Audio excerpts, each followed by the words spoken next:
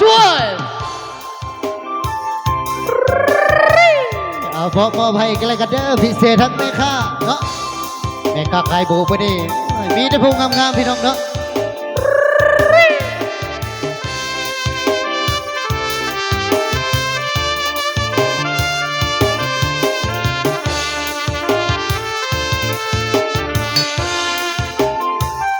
เวรกรรมลิได้ทำให้อายนอนหลับฝันเห็นน้องข้าคืนนั้นอายผ่านเห็นเจ้าอายคอยโทรหาน้ำตาอายหลังทุกข้าวส่วนอายคิดเห็นเศร้าเก่าความหลังเก่าอายบ่ลืมไหลเสียงเพลงอายควรเนื้อนวลได้ยินแล้วลือเสียงนี้ก็คือเสียงเพลงก็ส่งให้น้องจงจดจำถ้อยคำที่ออกจากใจ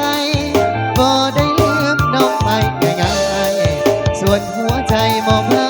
แค่นาคุณอายมีสาดีคงได้เพียงสองถ้าเขาสมปองกับน้องบ่มีวันหาจะอยู่เพียงสาวถ้าเจ้านั้นบ่จืดจางบ่ได้น้องไปไหนโอ้นวลนางอย่าลืมเถิดนะโอ้สาวนาแก่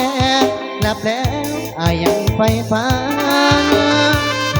ทุกคืนทุกวันยังฝันเห็นดวงใบหน้า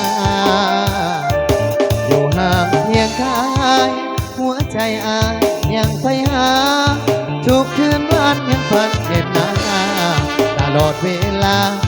ที่นอนหลับไปเอาขออย่าเสิร์ฟเกี่ยวกันนะเด้อเกี่ยวเอาศกเอาใส่เอายิ้มใส่กันนะเด้อยิ้มใส่กันนะเด้อเฮ้ยขาได้ขายมันกันแล้วกันเด้อพี่น้องเด้อ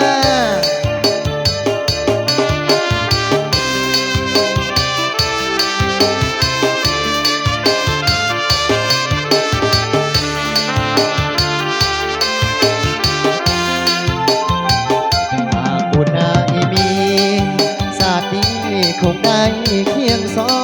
งถ้าเขาสมปองกับน้องบ่มีวันห่างจะอยู่เคียงสาวถ้าเจ้า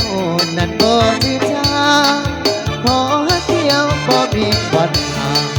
โอ้ดวดนางอย่าลืมเถิดนะโอ้สาวนาแก้วหลับแล้วอายยังไปฝันทุกคืนทุกวันยังฝันเห็นดวงใบหน้าอยู่ห่างเพียงกายหัวใจอายยังไปหา